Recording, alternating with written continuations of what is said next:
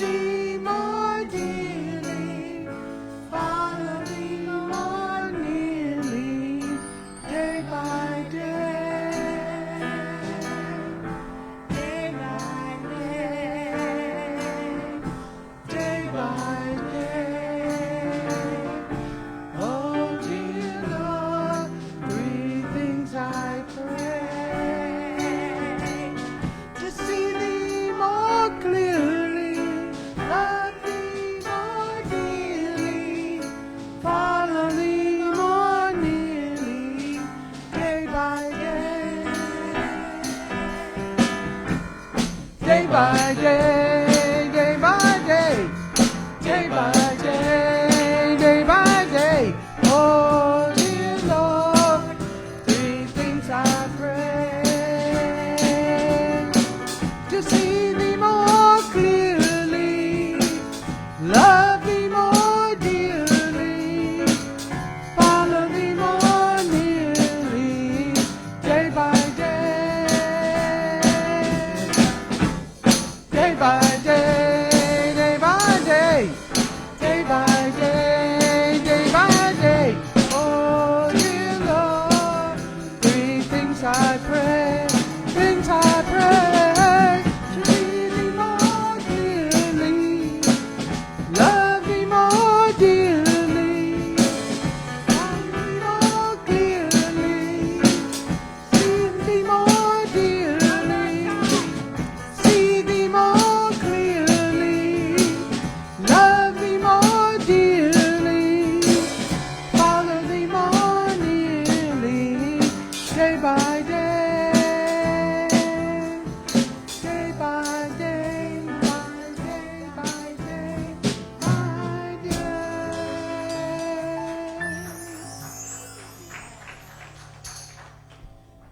Wow, it is a joyous day. Am I coming through? No. No. Larry, it should say Michelle. Are you on? Are you on? Yeah, I'm on. I'm on. Hmm. Am I coming through now? Nope. Am I coming through now? Am I coming through now? If Michelle doesn't work, okay, hold on. Hold on, folks. Day by Day by day, by day, by day. Oh, the button. There's a button. There's a button behind the board. on, I think I'm There on. we go. Yay! All right. We have new mics, and I forgot that we have to actually turn them on. So now I'm too loud, Larry. Okay. What a great song to start this joyous service out with. And I hope I didn't overdo it. I got all excited, and then I'm like, oh, my voice has to last through the whole service. So,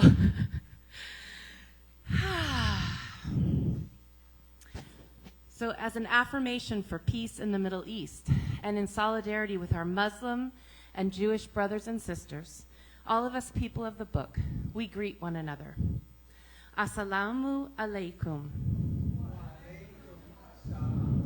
Peace be upon you. Upon you peace. Shalom. Alaikum shalom. Well, as you know, I am Reverend Michelle Vargas, and it is my joy and honor to welcome you to Unity of Monterey Bay, a beloved community co-created with love and intention. I don't want you to have to hear me breathing. Yeah. With love and intention that welcomes all people, all races, ages, cultures, ethnic backgrounds, economic circumstances, nationalities, and religions. Whatever your immigration status, I guess we could add political party affiliation, sexual orientation, gender identity, family configurations, and or abilities.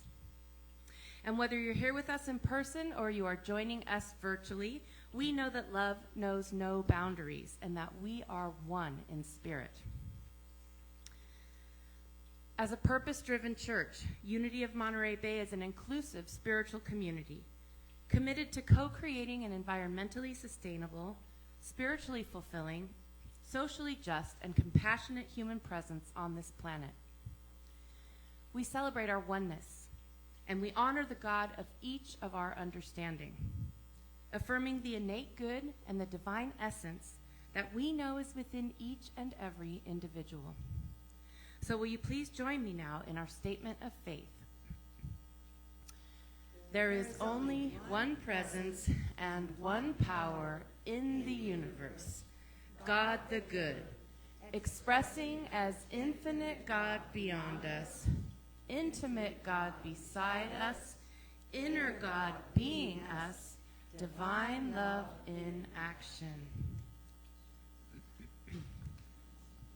So let's take this affirmation of truth even deeper into our hearts and minds. As I share with you these words from the poem, Do Not Let the Day Slip Away by Dana Falls.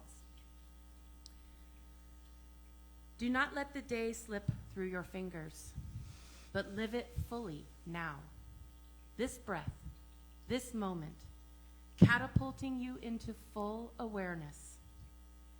Time is precious, minutes disappearing like water into sand, unless you choose to pay attention. Since you do not know the number of your days, treat each as if it is your last.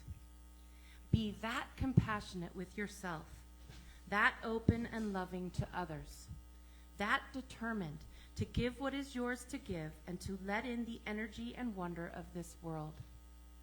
Experience everything, writing, relating, eating, doing all the little necessary tasks of life as if for the first time, pushing nothing aside as unimportant.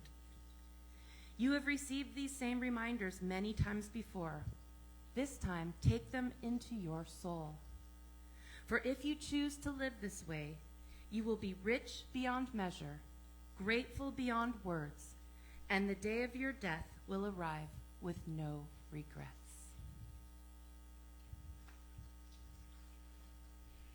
Let's just breathe into that. Now, in that same spirit, will you please join me in our oneness prayer? So we're doing it all together now, right? What's the first one? What's peace? What's the first sign? Yeah, but how? Oh, peace? Okay.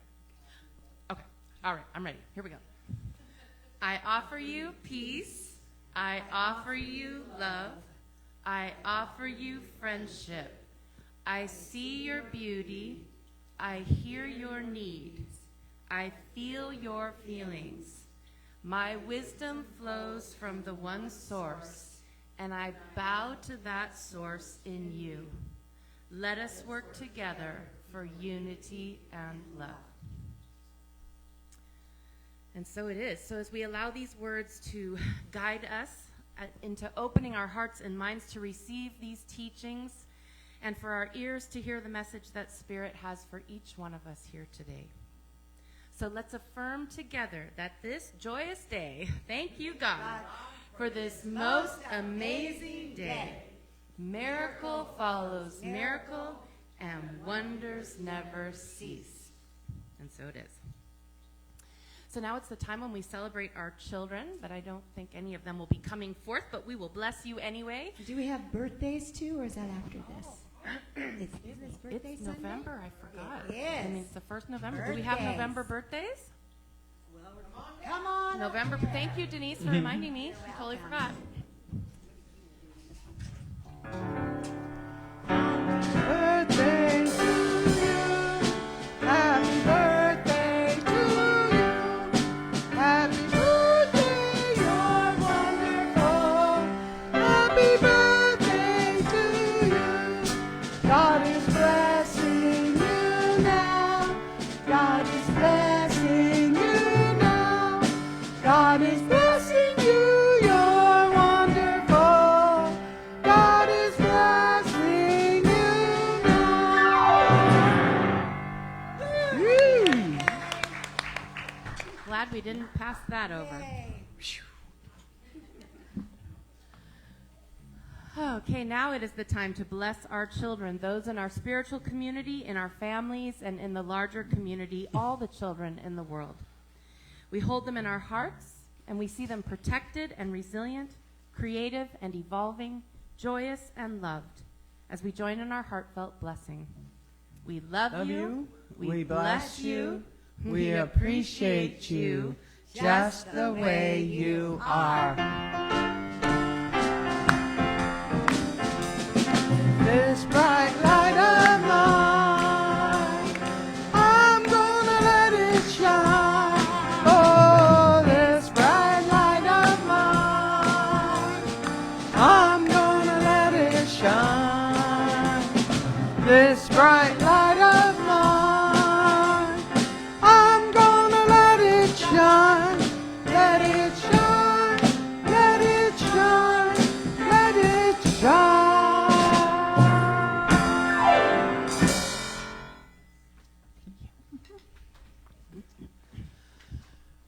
So now let us all take a deep breath in and let it out with an audible sigh. As we center ourselves to embrace this blissful inner connection with Spirit and invite the chime to call us into this sacred space within.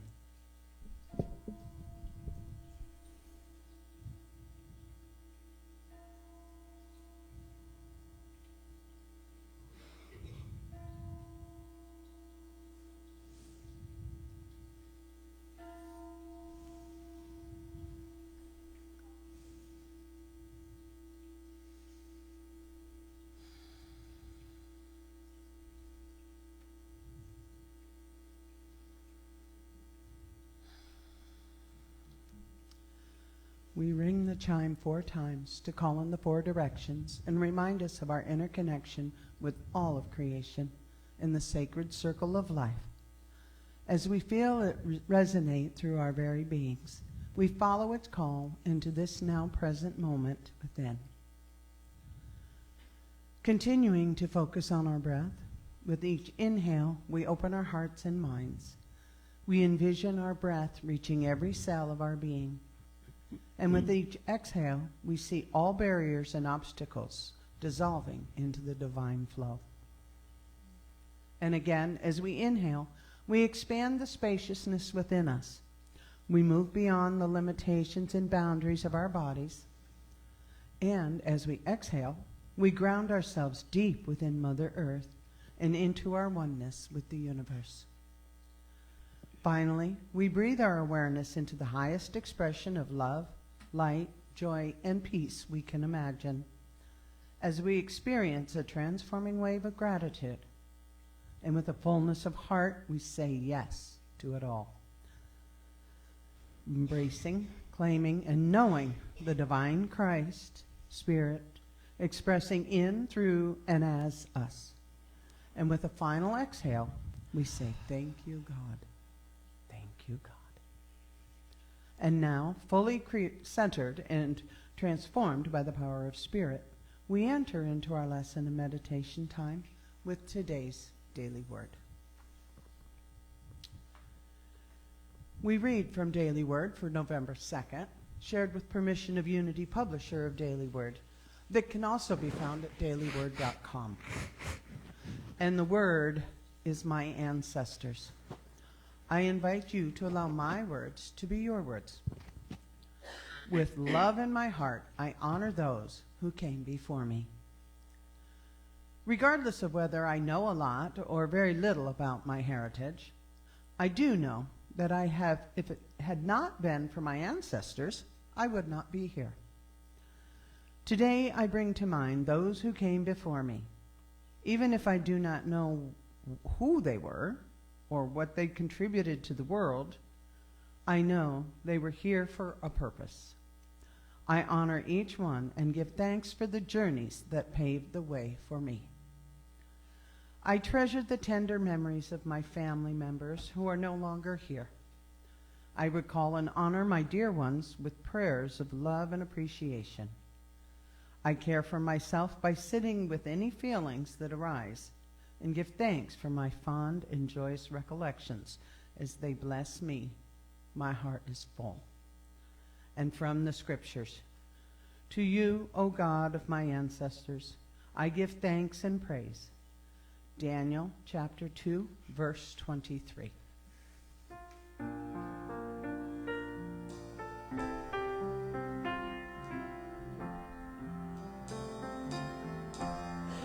How could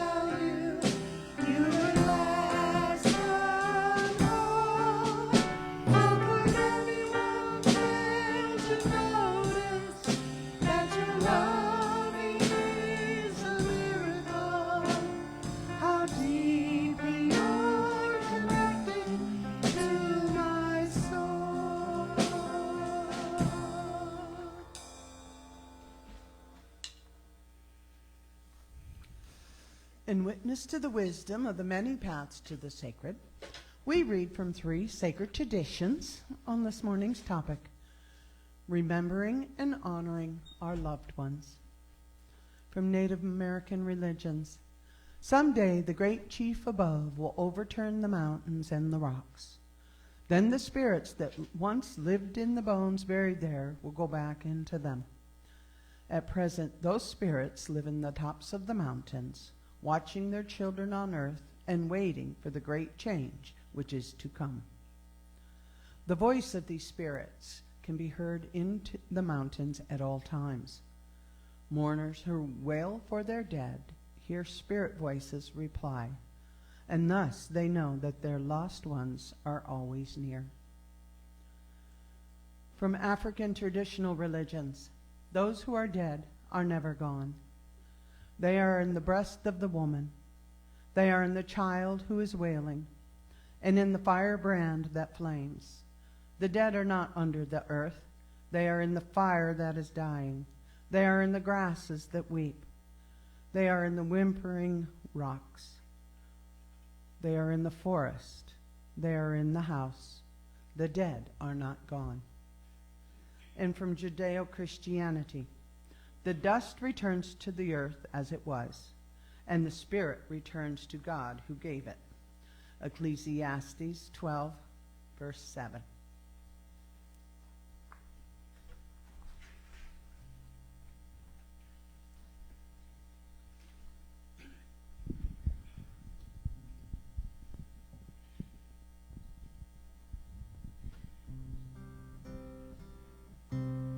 Remember me, though I have to say goodbye. Remember me, don't let it make you cry, for even if I'm far away, I hold you in my heart. I sing a secret song to you each night we are apart. Remember me, though I have to travel far. Remember me, each time you hear a sad guitar, and know that I'm with you the only way that I can be, until you're in my arms again. Remember me.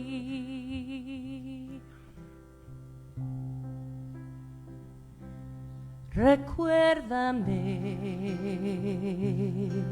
si en tu mente vivo estoy. Recuérdame, mis sueños yo te doy.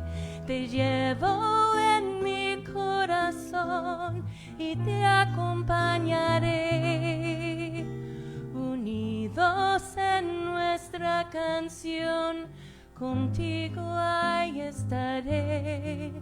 Recuérdame, si solo crees estar, recuérdame, y mi cantar te irá a abrazar, aún en la distancia. Nunca vayas a olvidar que yo contigo siempre voy. Recuérdame.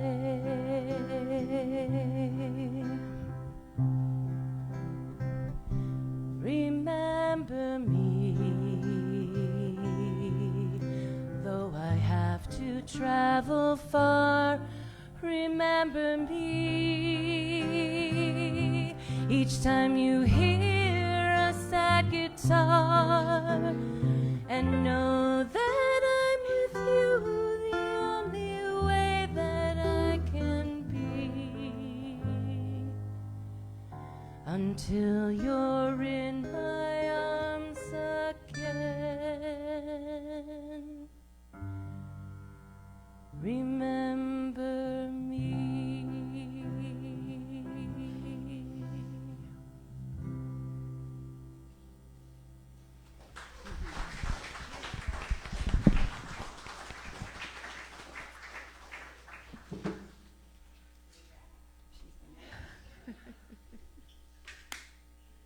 Notice we did that in a nice low key because the upper notes have not come back.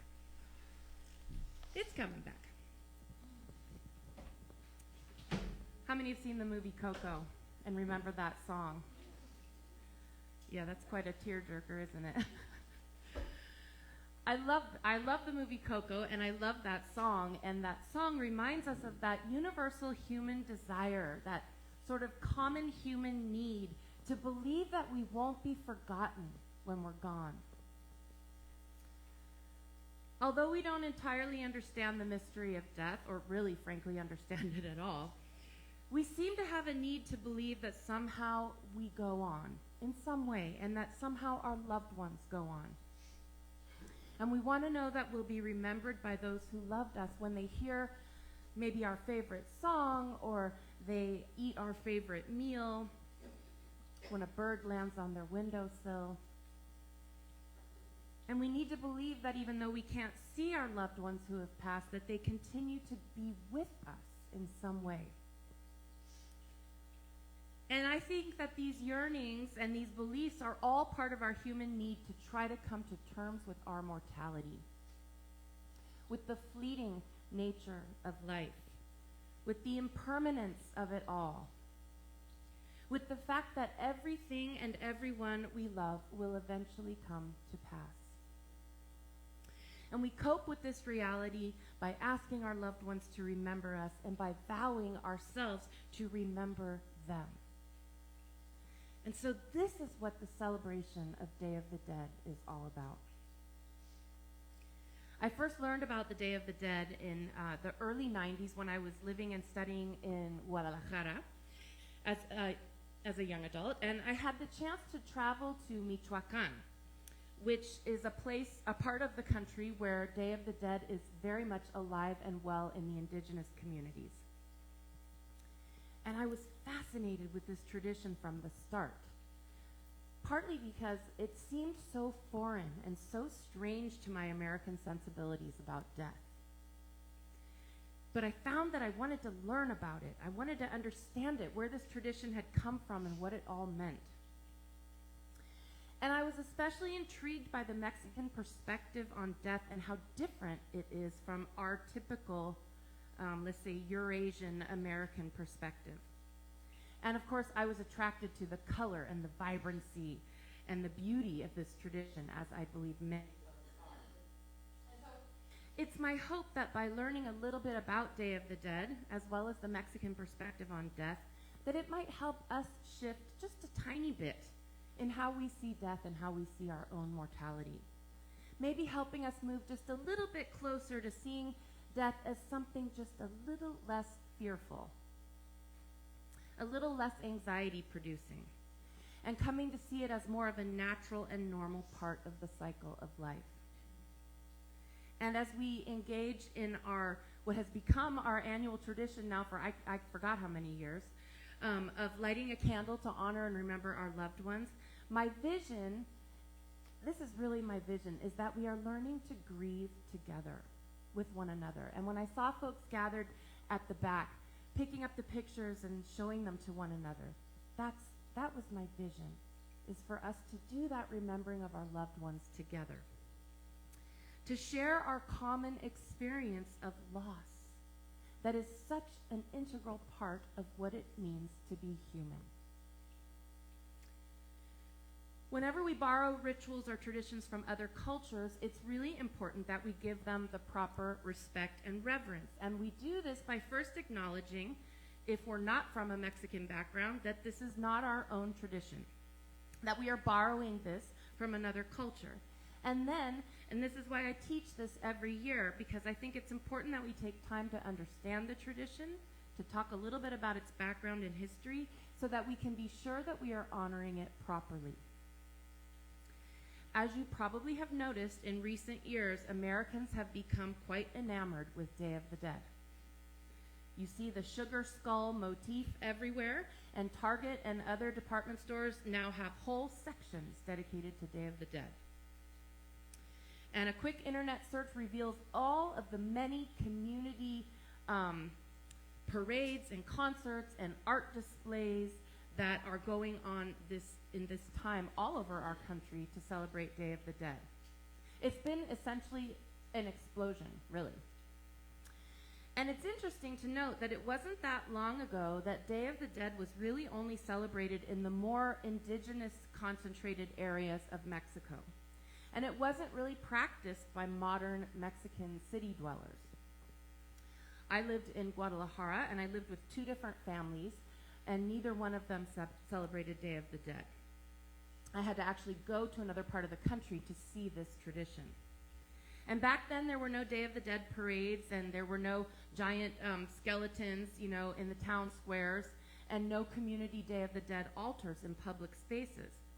But the movie Coco has had a profound effect. And I find this so fascinating because this one sort of obscure holiday that really only, Mexicophiles or Mexophiles, whatever you call people who are really interested in that culture, really only knew about, it's become mainstream now. It's so interesting. And Coco, of course, also demonstrated that there was money, lots of money to be made with Day of the Dead. This year in Mexico alone, they are predicting that Day of the Dead will bring in some 45 billion pesos. Okay, what is that? That's 100 million American dollars, which is a lot of money in pesos. In tourist revenue, all the tourists that go to Mexico at this time of the year to see these celebrations. And each year, so I've been giving this similar talk every year, and every year I go in and I change the numbers because they are literally tripling, quadrupling every year. And I get to see that as I go in and change the numbers. So let's see if this works. I feel so powerful. Oh my goodness. Some 7 million people were expected to attend the Day of the Dead parade and other celebrations in the capital of Mexico City. Oops, that's not the one I wanted. There we go. So from not even having this parade to this is what they have now with 7 million people attending.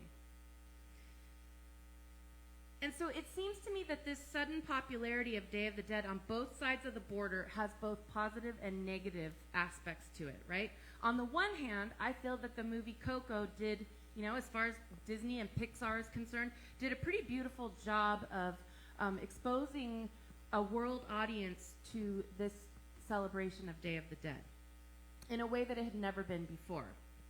It introduced generations of people around the world to this amazing tradition. And to a certain extent, it's just kind of ironic, it has had the effect of reacquainting modern Mexicans with their own ancient traditions that many people either sort of knew about but didn't practice or didn't even really know that much about. On the other hand, as everything does, it has become very commercialized. And I think that Coco did do a beautiful job of showing Day of the Dead, but there's always the risk that people will misunderstand the true meaning behind it or just simplify it down to cute skeletons. And they are pretty cute. My favorite part is when the eyeballs pop out and then go back in. We were watching it last night. It's pretty funny. But I'm afraid that people will focus more on how cute the little skulls are. And, I'm wearing my skull earrings myself today, but without really understanding or having a respect for this tradition. So one of my missions over many years now has been to educate folks about this holiday. So we're going to do that now. The first thing that you need to know about Day of the Dead, or Dia de Muertos in Spanish, is that this is an ancient tradition, okay, that dates back some 3,000 years to rituals honoring the dead that the pre-Columbian cultures of Mesoamerica had. So this is like before even the Aztecs and such. But the Aztecs are probably the culture that we're most familiar with. Incidentally, the Aztecs called themselves Mexicas. But these traditions go back even before the Aztecs. So the Aztecs are sort of a little bit more recent of a civilization, beginning in about 1300 of the Common Era and lasting until Cortez's arrival in 1519 and the conquest of the Aztec Empire in 1521.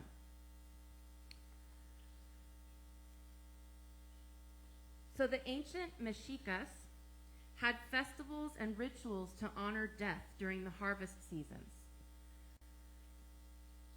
as many cultures around the world do. Here's where it gets interesting. When the Spaniards arrived, they brought Catholicism. And so there has been a melding of the indigenous beliefs with the Catholicism that came with the Spanish. And so the dates were set on the Catholic holidays of All Saints' Day on November 1st and All Souls' Day on November 2nd. And this is probably the thing about Day of the Dead that I find most intriguing, is the way that these ancient indigenous traditions were blended with the Catholicism of the conquistadors. On the one hand, it's a tool of the oppressor, right, to impose their religion on the others. On the other hand, it is an act of resistance to continue to honor one's indigenous traditions in the face of this invading religion. And so what you have is this big, beautiful mix. So during this time, which is Days of the Dead, not just one day, but many days, the traditional Mexican belief is that the veil between worlds is especially thin. And for a few days, the souls of the dead are given special license to return to visit the living. Many Mexicans make special trips to the graveyard at this time. And if you drive past pretty much any graveyard around here, you're going to see lots of folks in the cemeteries and lots of marigold flowers being placed on graves.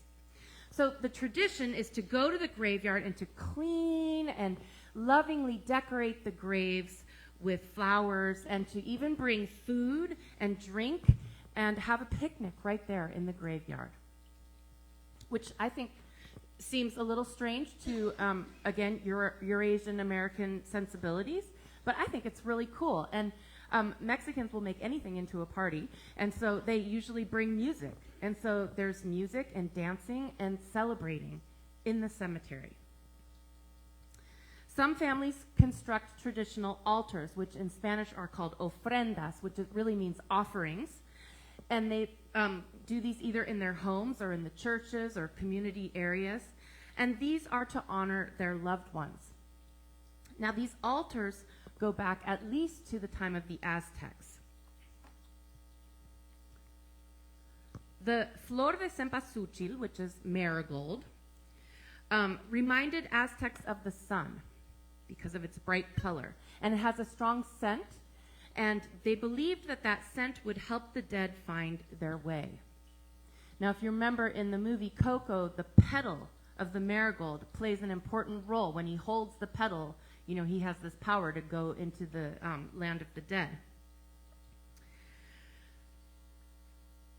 They also use a type of incense called copal, which is also burned and placed on the altar, and this is also to guide the souls of the dead. Now, these sugar skulls that we find so cute and that are on everything these days, where do they come from? Well, if you've studied the Aztecs, and hopefully you did a little bit in school, they were fierce, ambitious warriors. And after conquering a neighboring tribe, they would clean and dry the skulls of their victims and display them on racks. And so that's where this skull comes from. And today, the skull still represents death, and Mexicans display skulls of every size and every substance you can imagine. From painting their faces, to all of the merchandise that you find, to candy skulls that you can go and buy at your corner bakery with your name on it. And if you have a more obscure name, they put a little space so you can write your name in. What do you think about that? Because I'm getting used to this now, but when I first encountered that, I was like, okay, Now that's going a little too far. To put your name on a candy skull. Right? It feels like superstitious, like tempting death or whatever.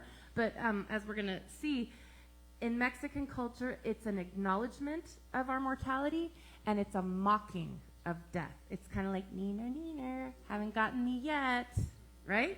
So this mocking of death ends up being about life. The most important part of the altar is the pictures and mementos of the loved ones who are being remembered. And it's traditional to place the person or people's favorite foods, which they will then eat later, their favorite drink, their favorite tequila, some of their personal belongings, like a record or a CD of a group that they liked. And then it's traditional to place a glass of water because everyone knows that the dead get thirsty. Where's John? Thank you. And of course, there is the pan de muerto, which if you go to a Mexican bakery at this time, you will find they are all full to the brim with pan de muerto, which is the bread of the dead. And they are often made in the shape of a skeleton, or they use like a sugar and flour mixture to make sort of like the bones. And they might be flavored either with orange or with anise. Now, all of these items are placed on the altar, and the idea is to entice the souls of the dead to make the journey back to visit during this time, and to make them feel welcomed and comfortable when they do. So, some Mexicans believe that the dead partake of the essence of these offerings, but they are usually shared and eaten by the family afterwards. Now, as I mentioned, the Mexican perspective on death is fascinating to me because I feel like it's so different from the typical American way of seeing death. And again, this understanding of death comes from the ancient indigenous roots. So the Aztecs or Mexicas viewed life as cyclical, okay, with death giving way to rebirth and death again. And so for them, death was just part of this natural cycle that they saw also in nature all around them. In fact, I've heard it said that for the Aztecs, life was the dream state and death was the true life. Listen to this quote attributed to an Aztec king. "We come only to sleep, only to dream. It is not true that we come to live on this earth. We become as spring weeds. We grow green and open the petals of our hearts. Our body is a plant in flower. It gives flowers and it dies away." So death, again, is seen as a continuation of life, as a new beginning more than an ending.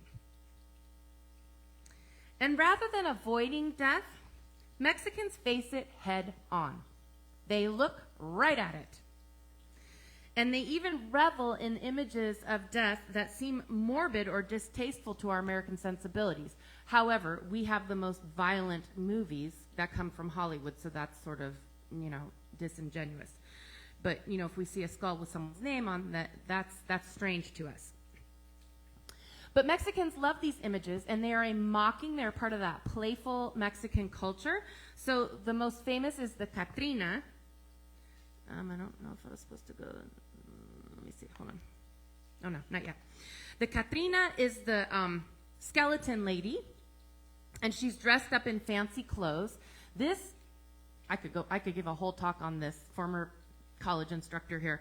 Don't let me go there, but it's a mocking of the rich, okay? To dress a skeleton up in dandy clothes shows that even the rich with all of their money are also going to die. So this was actually a political statement.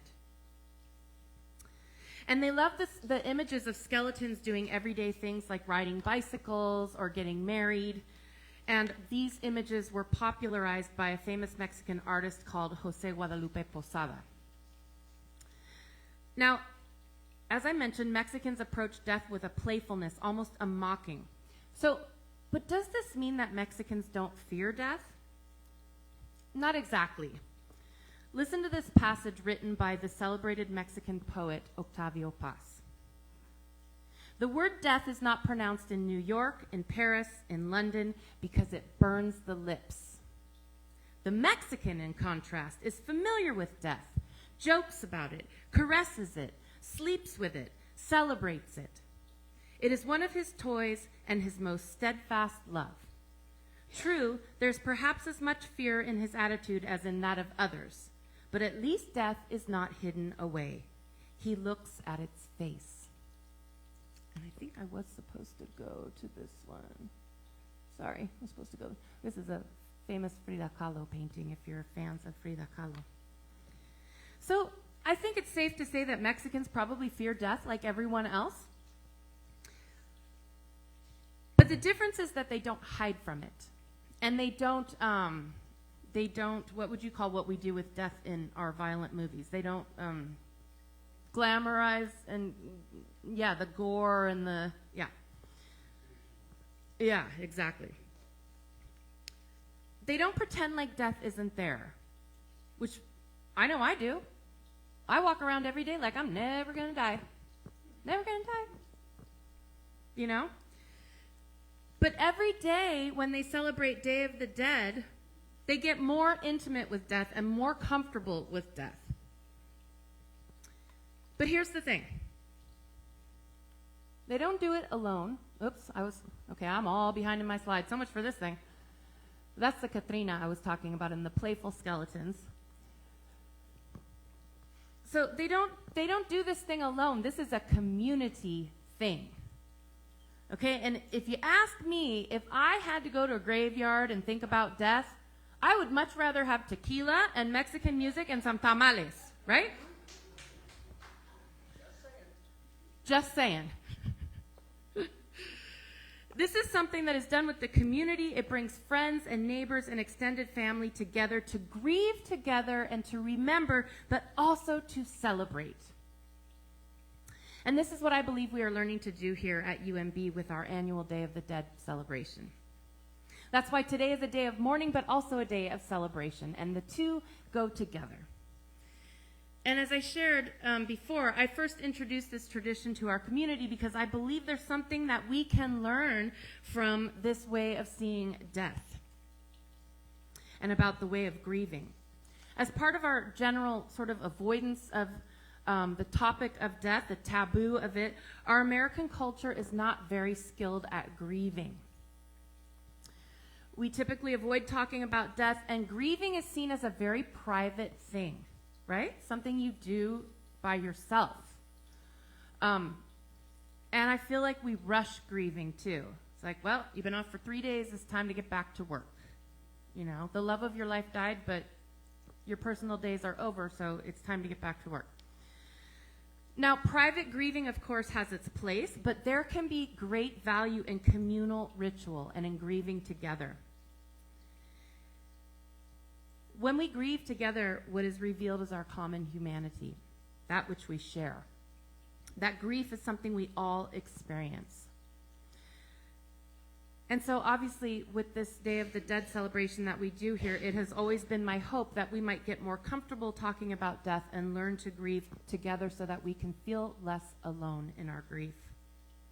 And by taking time each year to talk about our loved ones and to share about them, we go back to that song, right? That Remember Me. Making sure that we do remember our loved ones. Knowing that while their bodies may be gone from this earth, their spirits are always with us, and that love is eternal. And this gives us great comfort. So, we always begin by having a few folks come up and share who they are remembering and honoring today. I'll start. This is my baby girl, Zoe, who died a few months ago. She was 19, and I loved her dearly. So this is her first Day of the Dead, and she's getting honored. We have pictures of her at our house and our own little altar at home. And a number of you I've already shown this to because I just love this. This is my grandpa, Frank Jalint, who played for the Chicago Cubs in 1941. But that's not the most interesting thing about this picture, although I think they're pretty cool vintage baseball photos. How much does he look like my son? And this is his great-grandfather who came from Croatia. So the likeness is uncanny, which just goes to show us how connected we are to he's never met his great-grandfather, but he knows him through the photographs, and we talk about him, and so there's still that connection there, and that's what I love. Of the folks who I've asked, who would like to go first, or should I just tell you? Huh? Yeah. So here are some of the folks we are all remembering today. Do you want to go? Okay. And I appreciate all those who agreed to share. I need this.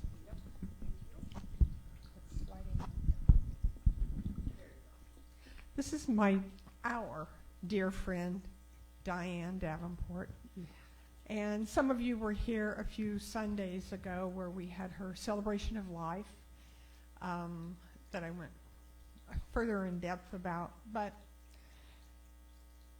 what I miss most, she was such an inspirational person and fun.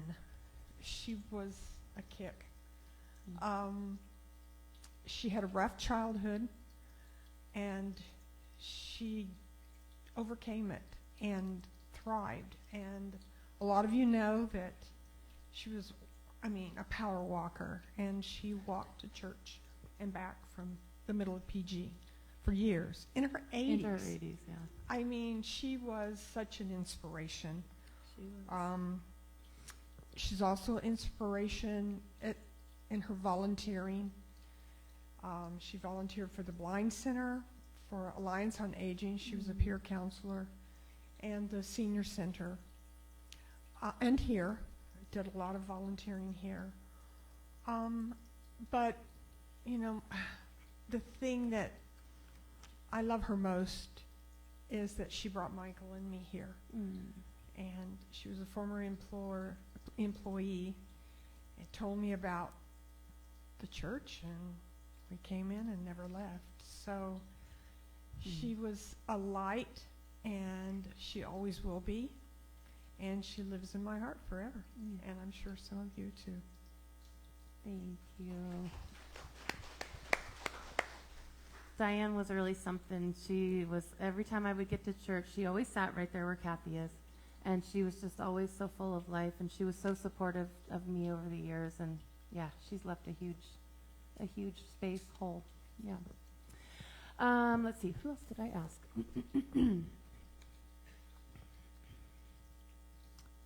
Where is John here? Oh, okay. So you're not going to do it. Okay, all right. Give him our love, please. Paulinda. And by the way, even if I didn't ask you, if you're inspired to get up and say who you're remembering today, yeah, you can go after Paulinda. You are absolutely welcome to do that. I love hearing the stories about people.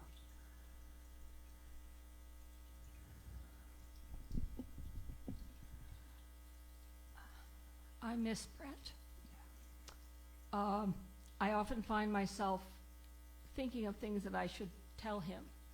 And I think, well, wait a minute. Last week when Richard Conklin came in, I said, I thought to myself, I have to tell Brent that Richard was here.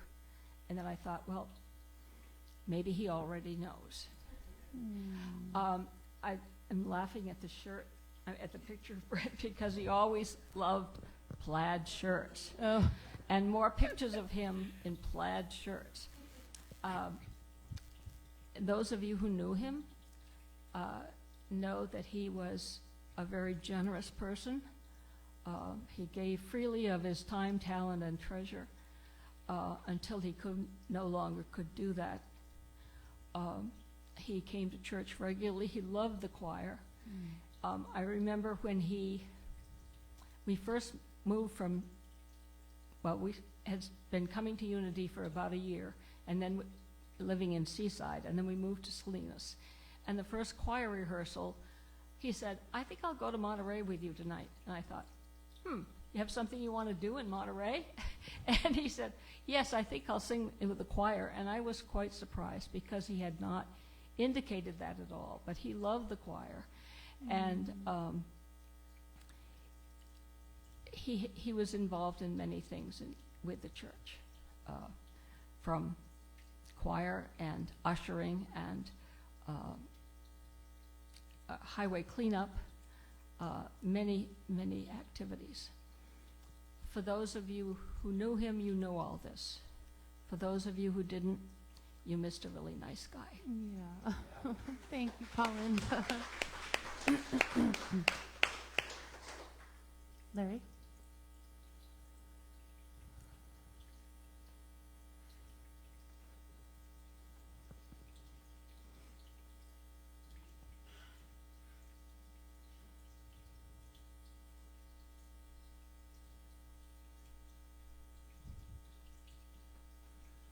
Yeah, you just give me a minute or two. I'm just gonna call a few names of the guys, the Unity guys. I went to a Unity retreat about 4 or 5 times with some of the guys. So Ted Lane, Ted Walden, Doug Adams, and I know that I'm not gonna not name them all. Anyway, Doug Adams, he was a construction worker, and I did a lot of work with him. And we had some fun times together. We were in San Francisco one time doing a job, and we were going to have something to eat, and we were crossing the street, and I gave him a hug, and he looked at me real funny. We're in San Francisco. Well, I just sort of like to tell that one. There was another one. I was in this. Well, that's all right. I won't say that either. But I just wanted to call those names. And Brent, yeah, I love Brent. We went to a men's retreat, and he likes to drive Porsches and all that. And he also liked to work on them. And on the way home, we had a problem. He got out and fixed it real quick. I just wanted to, I'm just happy to have a chance to bring those names up, to remember those guys, because I've been a member of Unity for 25 years here, and those guys had a real influence on me. Ted Walden, I worked on his house with Patty, his wife. They always had me come over and do some things, and Ted would just offer me a beer, but I usually said no because I didn't like to drink and work. So thank you for an opportunity to remember, or let me say, my brother Eddie. He was a quiet storm. Wealthy, well, yeah. All right, so thank you. Thank you, Larry. Abby and Ella?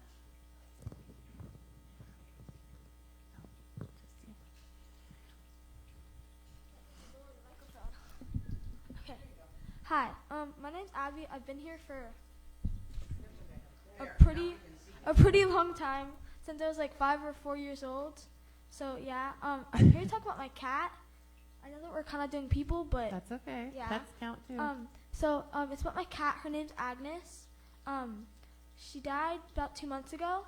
We found her in the road. We rushed her to the hospital, but didn't get there in time. But anyways, she was a really, really cute cat. I didn't have enough time to like print out a photo and stuff, but she was a tuxedo cat. She had black ears and a white muzzle and like little white socks.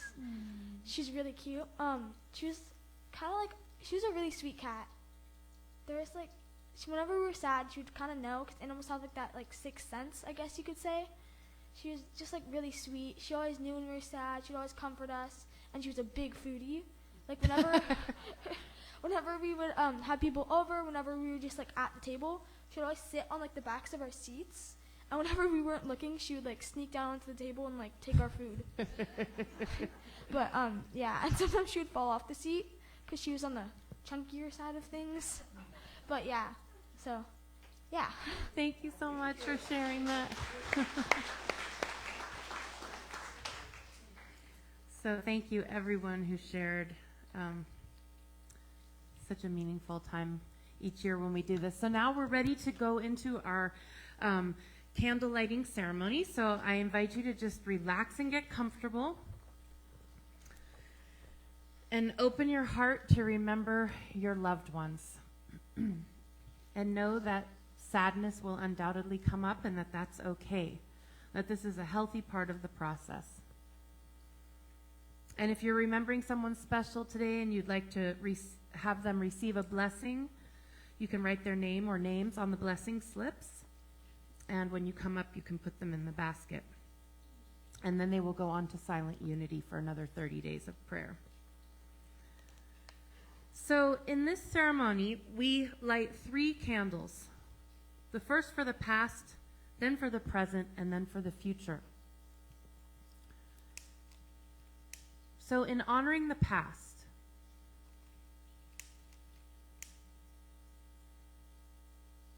we call forth the powers of strength, wisdom, and love. We remember those who we have loved and those we have lost.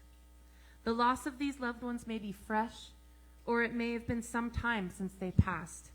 But either way, we know that their absence is something that we will carry with us forever. We may be experiencing intense grief, or our sadness may have mellowed into a dull ache. Whatever we are feeling, we hold our own tender hearts lovingly, and we gently make room for it all. We take time to remember these dear ones, honoring them and the lives they lived upon this earth, recalling their special contributions, and feeling gratitude for all that they gave to us and the ways that they blessed our lives. And in return, we bless them. We hold our memories of them dear, and we remember them often. And in the words of Unity's poet laureate, James Dillett Freeman, if I had never loved you, if I had never lain heart hearing heart beside you, I would not have this pain. I would not have this sorrow. I would not have this pain, but if I had not loved you, I would have lived in vain.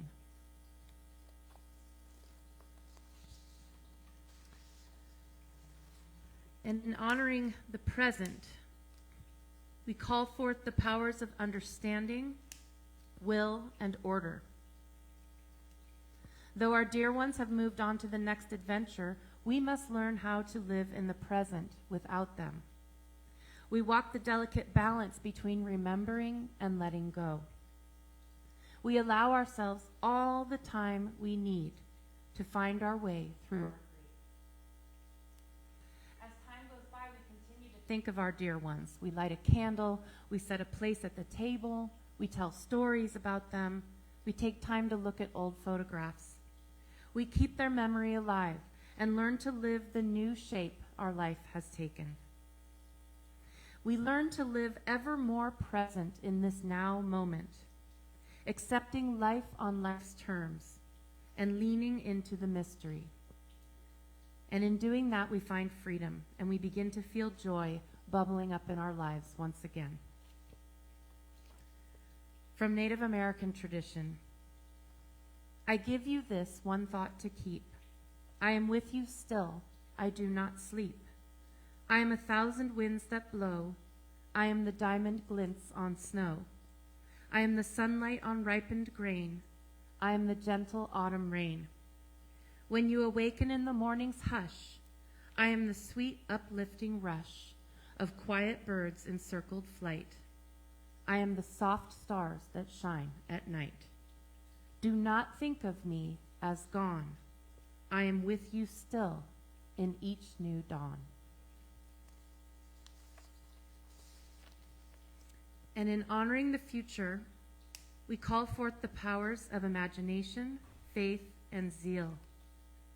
We allow hope to spring forth again and again, guiding our way forward. We trust in the universe's perfect plan for our lives. We hold fast to the truth that love never dies, it merely changes shape. And we allow Spirit to guide us, and the love we feel for our dear ones keeps us ever moving forward. We let go of worry and concern, and we trust in what will be. From Sri Chinmoy, death is not the end. Death can never be the end. Death is the road. Life is the traveler. The soul is the guide. So now is the time in our service when you are invited to come forward and light a candle. You'll take a candle from here. You can light it on any one of these and place it in the sand to honor your loved ones. And so we begin by, hold on, by saying this blessing together. Will you join me? I honor, remember, and bless my dear loved ones. So each person who wishes, or whoever wishes, may come up and light a candle and place your blessing slip in the bowl.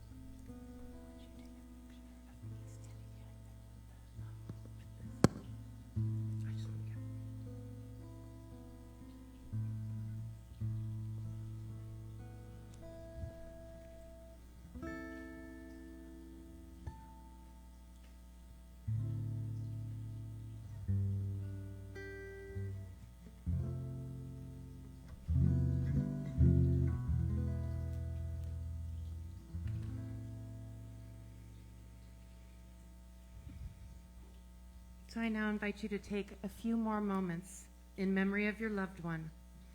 Imagine holding that candle that represents your love for them and taking it deep within you, where you'll let it live in your center, where it will continue to burn brightly, keeping your loved one and your memories with you always. And so as we bring this ceremony to a close, we take a moment to feel gratitude for the wisdom in these ancient rituals. Gratitude for the Mexican perspective on death that helps us to broaden our own understanding. For this special community which provides safe, loving, supportive space in which to grieve. And for this sacred time spent in communion with our dear loved ones. And so it is.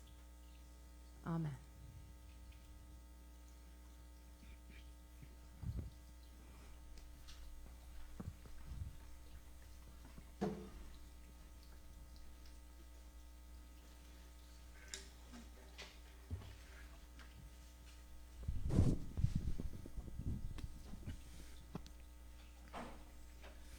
Unity of Monterey Bay is the collective consciousness and commitment of all of us who give of our time, treasure, and talent in order to sustain this spiritual community that is dedicated to transforming lives.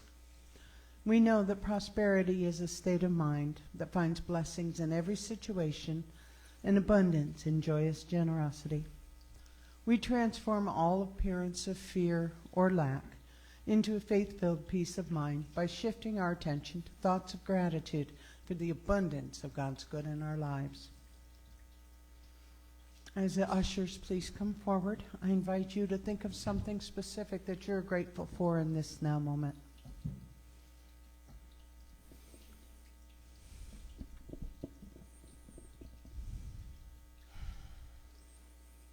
I know for me it was just remembering some I hadn't thought of in a while. A couple of friends that I helped with their preparing for their transition, and it just fills my heart with love. So thank you. And now, with our hearts and minds overflowing with gratitude, we breathe into the divine flow of God's good, trusting that we are enough, and that we have enough, and that there always is enough to both have and to share. We give thanks for all the ways that you give, in person, monthly bank auto payments, using the QR code in the pews, or the one on the screen, or your credit card in the sacred grounds. And we ask that you and everyone join in faith and gratitude as we pass the offering baskets this morning, by holding and blessing the basket as it passes to you. And now, please join me in our offertory blessing. I am an open channel for God's infinite good. Divine love flowing through me blesses and multiplies everything I give and everything I receive. I am both blessed and a blessing. Thank you, God.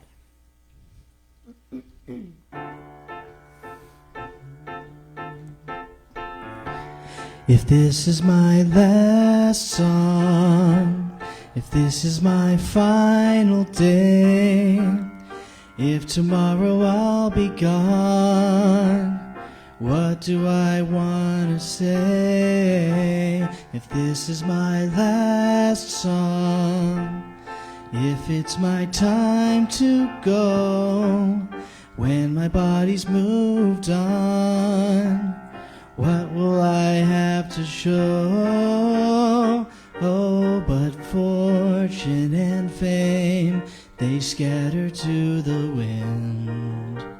The things that make a name just don't matter in the end. But is the world a little more peaceful? Oceans and sky a little more blue? Is humankind a little bit wiser about the good that we can do? Does the sun shine a little bit brighter where before there was only rain? If so, then I'm glad I came. If these are my last words for all of the earth to hear, all that I have ever been is about to disappear. If these are my last words, there's nothing I need to say. I have only tried to serve. It's never been about talking anyway. So much hurt there is to heal, it's hard to understand. All I can hope to feel is I am doing what I can. Is the world a little more peaceful? Oceans and sky a little more blue? Is humankind a little bit wiser about the good that we can do? Does the sun shine a little bit brighter where before there was only rain? If so, then I'm glad I came. Have I given hope to the hopeless? Has a hungry soul been fed? Has a child stood a little bit taller 'cause of something that I said? Have I left a little kindness? Have I eased a little pain? If so, then I'm glad I came. For that, I'm so glad I came. If this is my last song, what do I leave behind? What do I pass on if I am out of time?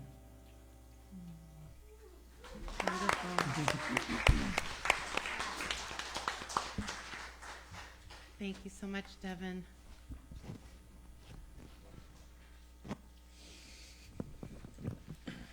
So it is with great joy that we bless and give thanks for these gifts and offerings that demonstrate our collective commitment to the spiritual work of love and transformation in our lives and in our world. We dedicate this offering, our lives, and this ministry to more fully expressing the Christ light that is the truth of our being and inviting all people to know God's love. Finally, knowing that one with God all things are possible, we affirm together that the good is now, the rest is blessed, and the best is yet to be in our lifetime. Gently. Thank you, ushers.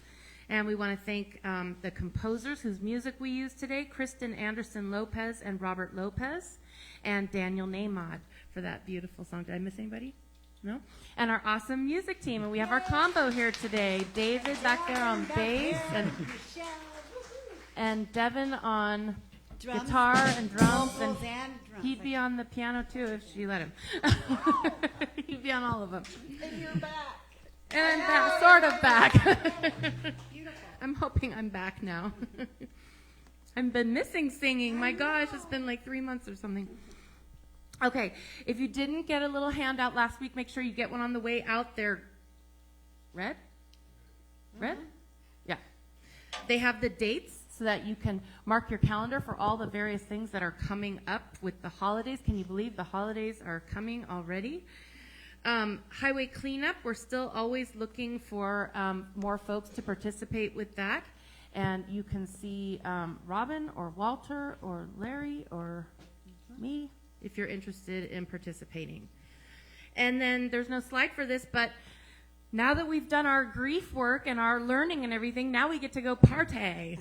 So you are all invited to come downstairs. We've got enchiladas. We have cheese and chicken, beans and rice, and a whole bunch of other goodies. So please join us downstairs.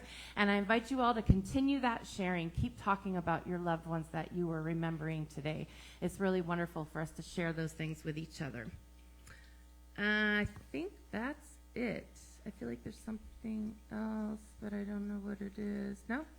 Okay. Oh, Vicki will be back next Sunday. Yes, yes. Yeah. She's still having a wonderful time with her grandkids and her daughter, and her son-in-law in Cincinnati. So we bless her, and we see her continuing to enjoy the rest of her time off, and seeing her returning home safely to us later this week. As we bring our service to a close this morning, we are so grateful that you have joined us, whether you're here in person or you're joining us virtually, and whether it's your first time or you're a regular. We hope we've made you feel at home in our community, and we want you to know that wherever you are on your spiritual journey, you are welcome here. If it's your first time with us, make sure you get a welcome packet on your way out. The ushers will give you one so that you can find more information about how to stay in touch with us. Our chaplain on duty today is Robin. She's available to pray with you after the service, so we give thanks for that. All right, let's form our closing circle for our prayer for protection. This looks so pretty, I never want to blow them out. I took pictures of those. Oh, good, thank you. So pretty. I hope y'all are hungry. Sure smells good down there, too. My poor husband down there baking. Come on, stretch. So I invite us just to once again hold those in our lives that we are remembering today. And that includes pets, dogs and cats and horses and birds, fish, all those animals that we love and that are angels with fur and feathers and that are so important in our lives and part of our family. So just holding them in this circle of love, knowing that wherever they are, we bless them and we know that they are well and they are safe. And we are grateful for the connection that we continue to have with them and the love between us that we know is always there and is everlasting. So please join me in our prayer for protection. The light of God surrounds us. I am light. The love of God enfolds us. I am love. The power of God protects us. I am power. The presence of God watches over us. I am presence. Wherever we are, God is, and all is well.